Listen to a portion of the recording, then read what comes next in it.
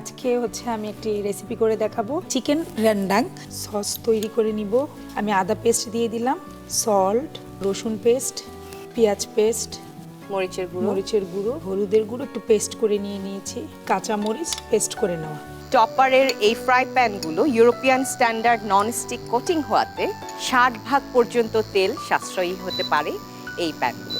মশলাগুলো দিয়ে দিচ্ছি, দারুচিনি, এলাচ যাবে দুটো, লবঙ্গ।